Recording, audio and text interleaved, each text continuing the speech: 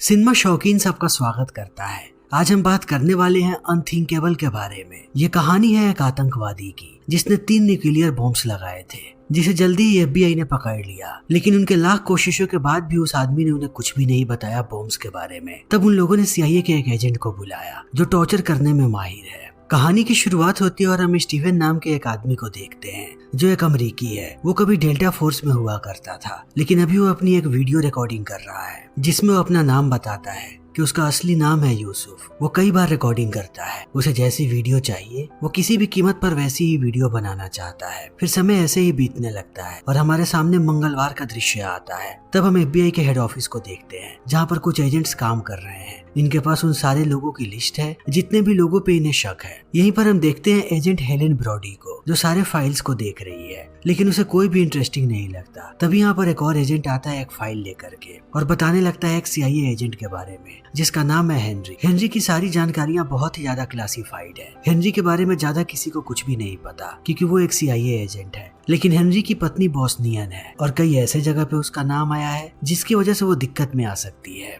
तभी हमारे सामने हेनरी के घर का दृश्य आता है और यहाँ पर हम हेनरी के अलावा उसकी पत्नी को देखते हैं। हेनरी हर वक्त चौकन्ना रहता है, इसलिए उसने घर के बाहर हर तरफ कैमरा लगा रखा है ताकि उसे पता लगे कि यहाँ पर कौन आ रहा है और कौन यहाँ से जा रहा है। तभी हम टीवी पे यूसुफ की खबर देखते हैं। यूसुफ ने एक पुलिस वाले को गोली मार दिया है और उसके साथ साथ उसने 2 बच्चों को किडनैप किया है और बहुत ही जल्दी ये खबर पूरे देश में फैल रही है। ब्रॉडी जैसे यूसुफ को देखती है कहती है कि मैं इस आदमी को जानती हूँ। सस्पेक्ट लिस्ट में इसका चेहरा हमारे पास लगा हुआ है। इसकी पूरी की पूरी फाइल होगी हमारे पास। जल्दी से जाकर के फाइल को लेकर के आओ। तो फाइल देखने के बाद इन्हें पता लगता है कि यूसुफ कभी US आर्मी में हुआ करता था। तभी यहाँ पर ब्रॉडी का सीनियर आ जाता है जिसका नाम है जैक और सबको कहता है कि सारे काम को छोड़ो और सब लोग यूसुफ के फाइल पे काम करना शुरू करो। मुझे इस आदमी के बारे में हर एक जानकारी चाहिए। हम लोगों ने US आर्मी से भी कांटेक्ट करने की कोशिश की है, लेकिन वहाँ से यूसुफ के फाइल को निकाल पाना बहुत मुश्किल है। इसीलिए मैं चाहता हूँ कि जितने ज्यादा लोग इस पे काम कर सकते हैं उतना अच्छा होगा। हमें इस गुत्थी को सुलझाना है। तब इन बातों को सुनने के बाद ब्रॉडी समझ जाती है कि यह मामला बहुत बड़ा है। वो जैक से कहती है कि अभी हमारे पास इतने सारे लोग नहीं है। तब जैक कहता है कि तुम्हें जिसे भी रिक्रूट करना है उसे करो, मगर इस काम में कोई भी देरी नहीं होनी चाहिए। तभी हमारे सामने हेनरी के घर का दृश्य आता है। हेनरी देखता है कि उसके दरवाजे पर FBI वाले आए हुए हैं। तब वो सोच में पड़ जाता है कि आखिर FBI वाले यहाँ पर क्यों आएंगे। वो तुरंत कॉल करता है चार्ल्स को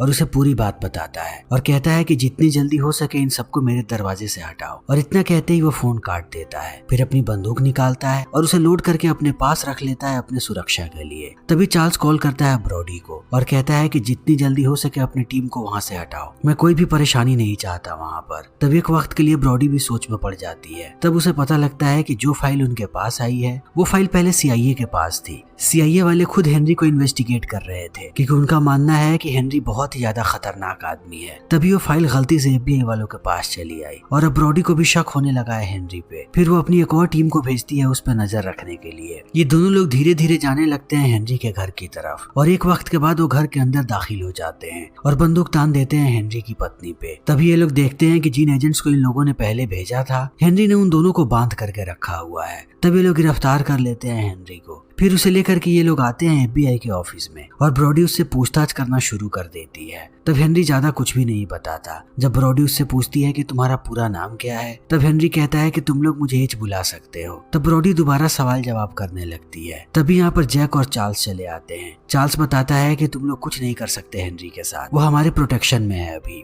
और तुम लोग इससे जितना दूर रहो उतना ठीक है। इसका ध्यान हम खुद रखेंगे। तभी जैक जाता है ब्रॉडी के पास और कहता है कि हमारा टारगेट ये नहीं है, हमारा टारगेट यूसुफ है, उससे हमें खतरा है। हम एक क्लासिफाइड मिशन पे काम कर रहे हैं, क्या तुम मेरे साथ काम करना चाहोगी? लेकिन तुम इसके बारे में कहीं कुछ भी जिक्र नहीं कर सकती। तब ब्रॉडी भी इस काम के लिए मान जाती है और ये लोग जाते हैं एक ब्लैक साइट पे जिस जगह के बारे में किसी को कुछ भी नहीं पता। तब यहाँ पर ब्रॉडी की मुलाकात होती है जनरल पॉल्सन से और जनरल बताने लगता है कि आखिर यहाँ पर क्या चल रहा है और कितने वक्त से ये लोग यहाँ पर काम कर रहे हैं। तभी यहाँ पर चार्ल्स और हेनरी आ जाते हैं। जैसे ही ब्रॉडी हेनरी को देखती है वो सोच में पड़ जाती है। तब हेनरी कहता है कि मुझे यहाँ पर बुलाया गया है, मैं अपने मन से यहाँ पर नहीं आया हूँ। तब जैक बताता है कि ये सारे लोग मिलकर के एक साथ काम करने वाले हैं। तब जैक CD दिखाता है यूसुफ की जिसमें यूसुफ ने एक पुलिस वाले को मारा और उसके बाद उसने पूरी की पूरे देश को धमकी दी है कि उसने अमेरिका में 3 जगह पे न्यूक्लियर बॉम्ब लगाया है और अगर शुक्रवार तक उसकी शर्तें नहीं मानी गई तब शुक्रवार को वो हर जगह पे ब्लास्ट कर देगा। तब पॉल्सन बताता है कि यूसुफ इराक में था अमेरिकी सेना के साथ, वो न्यूक्लियर स्पेशलिस्ट ही था, वो झूठ नहीं बोल रहा है, शायद उसके पास सच में न्यूक्लियर डिवाइस है।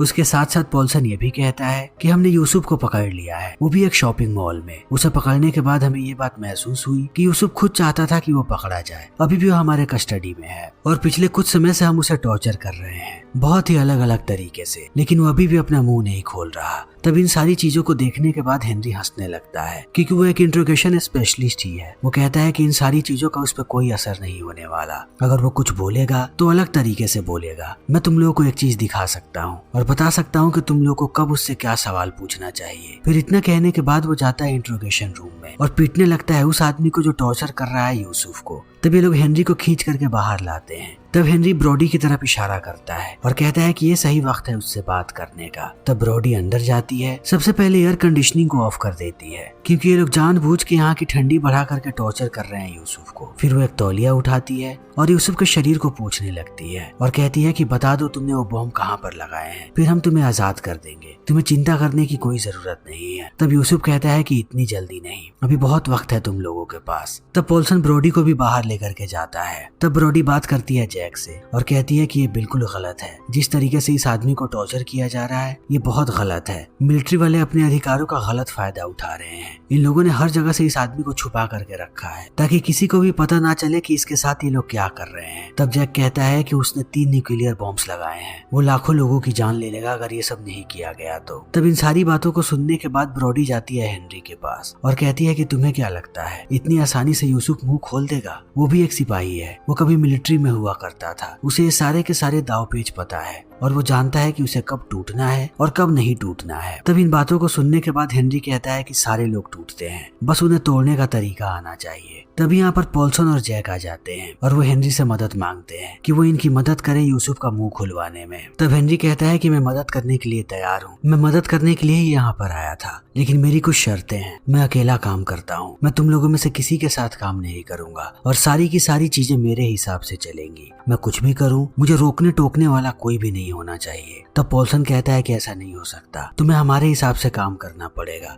और पार्ट वाइज। थोड़ी देर तक हम उसे इंट्रोगेट करेंगे, उसके बाद थोड़ी देर का समय तुम्हें मिलेगा। तब हेनरी कहता है कि नहीं, मैं ऐसे काम नहीं कर सकता। तब यहाँ पर और भी ऑफिसर्स आते हैं, कुछ सीनियर्स आकर के हेनरी को कहते हैं कि तुम जैसा चाहो वैसा कर सकते हो, क्योंकि वो जानते हैं कि हेनरी क्या कर सकता है। हेनरी इसी का स्पेशलिस्ट है, उसे पता है कि लोगों को कैसे तोड़ते हैं। फिर ये लोग पॉल्सन को हटा देते हैं इंचार्ज से और हेनरी बन जाता है यहाँ का इंचार्ज। तब वो अपने सारे पुराने इक्विपमेंट्स को मंगवाता है जिनसे वो लोगों को टॉर्चर करता है और इंचार्ज बनने के बाद पहली बार हेनरी पहुंचता है यूसुफ के पास और उससे बड़े ही प्यार से पूछता है कि बताओ वो तीनों के तीनों बॉम्ब्स कहाँ पर हैं। तब यूसुफ उसे कुछ भी नहीं बताता। तब बड़े ही आराम से हेनरी अपने कुल्हाड़ी को बाहर निकालता है और यूसुफ की एक उंगली को काट देता है, जिसे देख करके सारे लोग भौचक्का रह जाते हैं। तुरंत लोग अंदर जाते हैं और वो हेनरी को खींच करके बाहर लाते हैं। ब्रॉडी बहुत ही ज्यादा परेशान है इस दृश्य को देखने के बाद, लेकिन जैसे ही ये बात सीनियर्स को पता लगती है उन्हें कोई भी दिक्कत नहीं होती। वो कहते हैं कि हेनरी को कोई नहीं रोके, उसे जो करना है वो करे, क्योंकि अगर उसने ऐसा नहीं किया तब शायद वो मुंह नहीं खुलवा पाएगा, उसे अपने तरीके से काम करने दो। तब हेनरी दोबारा अपने इंट्रोगेशन को जारी करता है। इस बार वो एक पूरा का पूरा पॉलिथीन फंसा देता है यूसुफ के चेहरे पे ताकि वो सफोकेट होने लगे। फिर जब वो देखता है कि यूसुफ का दम घुटने लगा है तब वो एक छोटा सा छेद करता है इस पॉलिथीन में और यूसुफ के पास जाकर के कहता है कि मैं तुम्हारी जिंदगी का सबसे खराब सपना हूँ जो तुम्हें बर्बाद करके रख देगा। अगर तुमने मेरी बात नहीं मानी तब मैं एक एक करके तुम्हारे शरीर के सारे अंगों को काटने लगूंगा।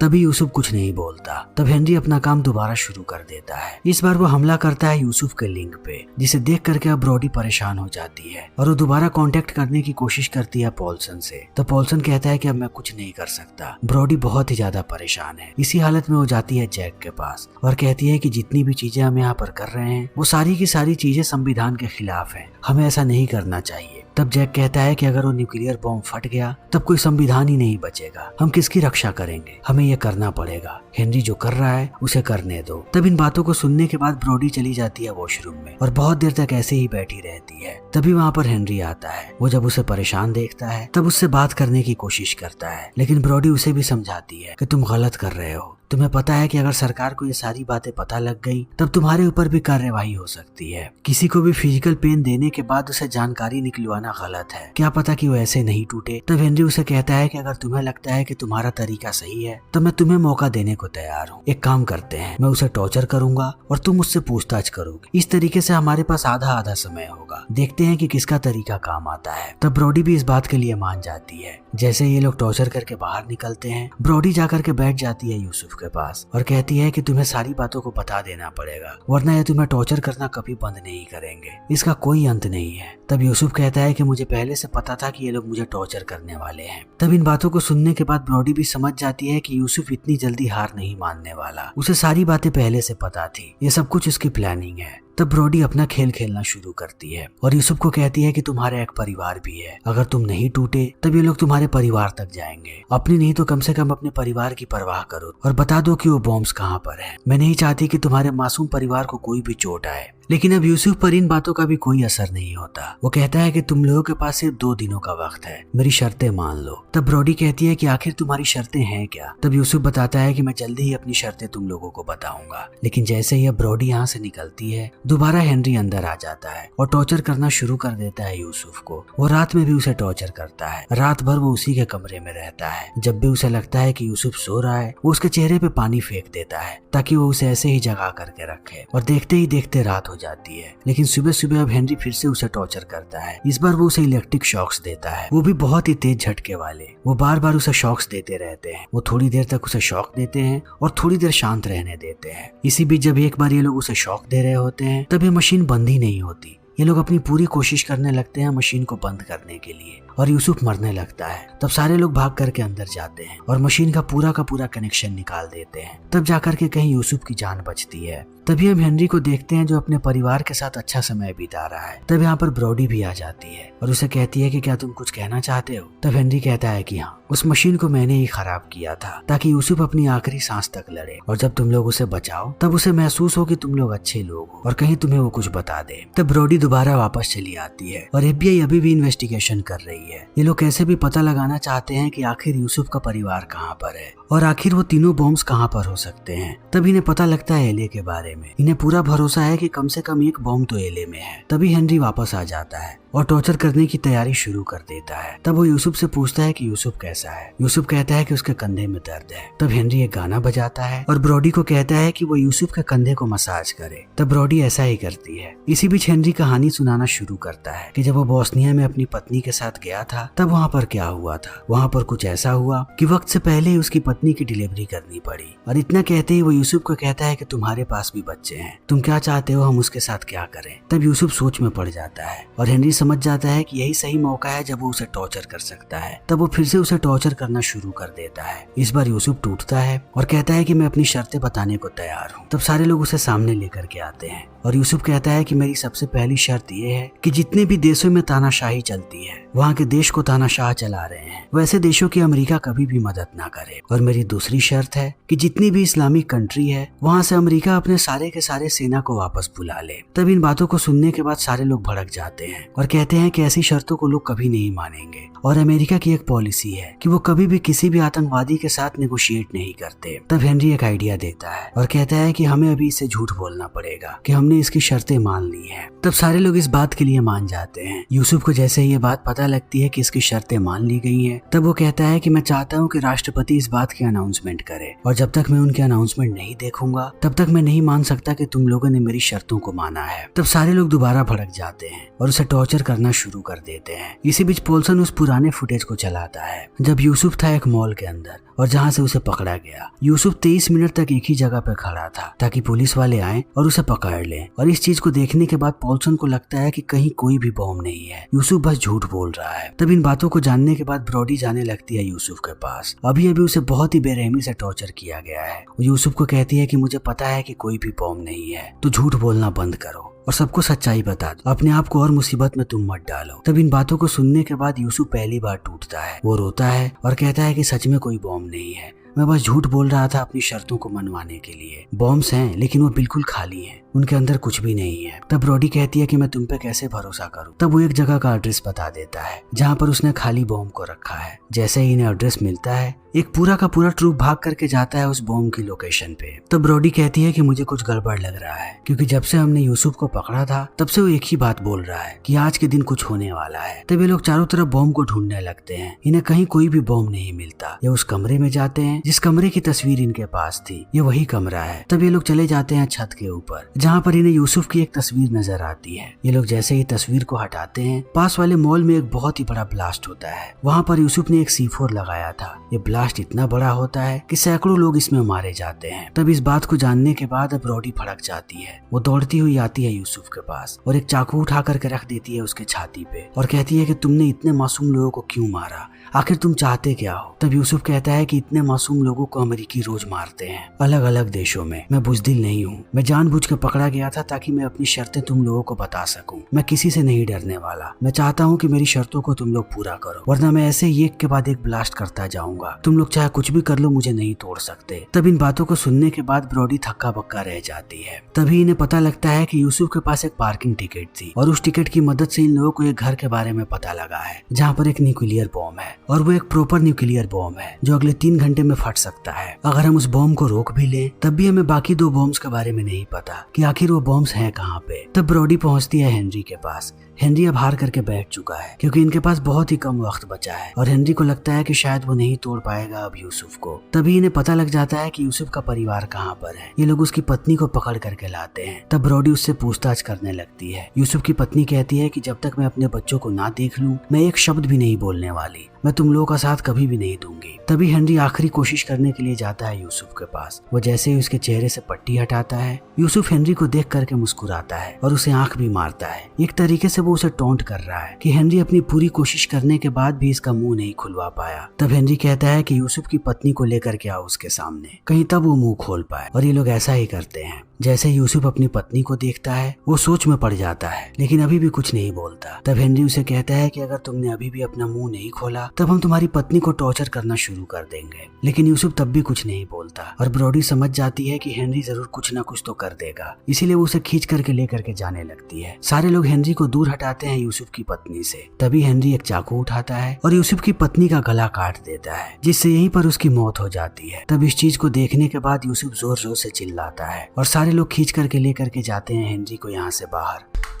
तब हेनरी कहता है कि हर जगह पे त्राहिमाम का माहौल है। जितने भी बड़े बड़े अधिकारी हैं वो अपने परिवार को लेकर के जा रहे हैं न्यूक्लियर सेंटर में जहाँ पर वो बच जाए। लेकिन हम कभी भी सारे लोगों की जान नहीं बचा पाएंगे। जितने बड़े बड़े लोग हैं वही बच पाएंगे अगर न्यूक्लियर हमला हुआ तो। इतने सारे लोगों को हम एक साथ नहीं खो सकते। हमें अपनी पूरी कोशिश करनी पड़ेगी, चाहे जो करना पड़े हमें वो करना पड़ेगा, क्योंकि हमारे पास कुछ ही घंटे का वक्त बचा है। तब सारे लोग हेनरी की बात मान जाते हैं और हेनरी अंदर जाता है यूसुफ के पास। उसे कहता है कि कुछ ही घंटे में हम सारे लोग मरने वाले हैं, इसीलिए अब मुझे कुछ भी करने से कोई नहीं रोकेगा। तुम्हें पता भी नहीं है कि मैं क्या करूंगा अब अगर तुमने बॉम्ब्स का लोकेशन नहीं बताया तो। फिर इतना कहने के बाद वो बाहर आता है और सबको कहता है कि यूसुफ के बच्चों को लेकर के यहाँ पर आओ। तब ब्रॉडी इस चीज को देख करके भड़क जाती है और कहती है कि हम ये नहीं करने वाले। तब हेनरी उससे कहता है कि मैं तुमसे वादा करता हूँ कि मैं उसके बच्चों को चोट नहीं पहुंचाऊंगा। फिर ब्रॉडी मान जाती है, लेकिन वो हेनरी को कहती है कि अगर तुमने उसके बच्चों को कुछ भी किया तब मैं अपने हाथों से तुम्हें मारूंगी। फिर ये लोग यहाँ पर यूसुफ के बच्चों को लेकर के आ जाते हैं और एक कमरे में बंद कर देते हैं उसके सामने। तब हेनरी जाता है यूसुफ के पास और कहता है कि अगर अभी भी तुमने नहीं बोला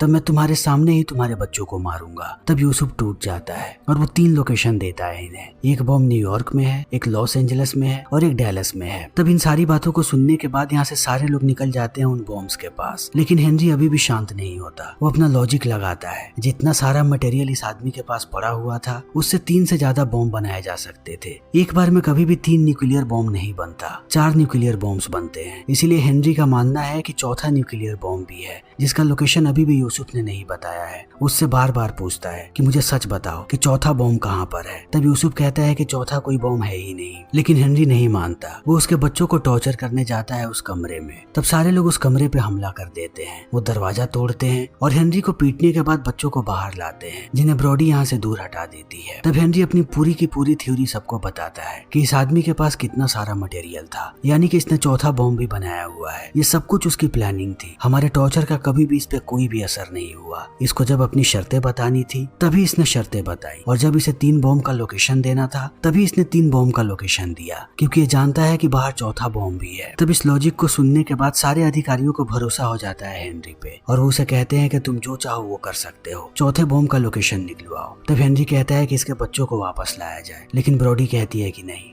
अब मैं उसके बच्चों को वापस नहीं लाऊंगी, चाहे कुछ भी हो जाए। तब हेनरी कहता है कि अगर तुम्हें ऐसा लगता है तब मैं भी हार मानता हूँ, मरेंगे तो सारे मरेंगे। इतना कहने के बाद वो चाकू निकालता है और यूसुफ को आजाद कर देता है। तभी यहाँ के अधिकारी अपनी बंदूकें निकाल लेते हैं और वो ब्रॉडी पे बंदूक तान करके कहते हैं कि यूसुफ के बच्चों को यहाँ पर लेकर के आओ। लेकिन अब यूसुफ आजाद हो चुका है। वो इस अधिकारी के पास आता है और उससे बंदूक छीन करके अपने हाथ में ले लेता है और ब्रॉडी को देख करके कहता है कि मेरे बाद मेरे बच्चों का ख्याल रखना, और इतना कहते ही वो अपने आप को गोली मार लेता है। तब ब्रॉडी उसके दोनों बच्चों को लेकर के बाहर आती है। तभी हम FBI की टीम को देखते हैं जो तीनों बॉम्ब्स के पास पहुंच चुके हैं और वक्त पे वो तीनों बॉम्ब्स को डिफ्यूज कर देते हैं। सारे लोग खुशियां मना रहे हैं, लेकिन हेनरी सही था। यूसुफ ने चौथा बॉम्ब भी लगाया है और अब वो बॉम्ब फटने वाला है। उसके फटते ही लाखों लोगों की जान जाएगी। और इसी के साथ ये फिल्म यहीं पे खत्म हो जाती है। तो दोस्तों, हमारी आज की ये वीडियो यहीं पे खत्म होती है। अगर आपको हमारी ये वीडियो पसंद आई हो तो इसे लाइक करें, शेयर करें और चैनल को सब्सक्राइब करें। Thank you.